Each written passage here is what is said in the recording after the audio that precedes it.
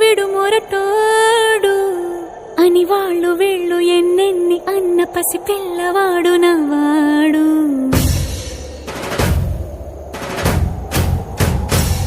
విడు ముండోడు అని ఊరు వాడ అనుకున్న గాని మహారాజు నాకు నవ్వాడు.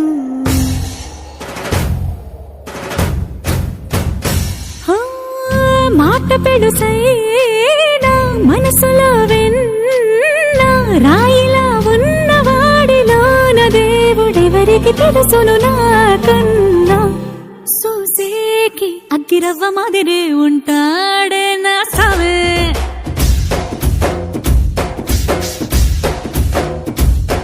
మెత్తాని పత్తి పువ్వుల మరే సంట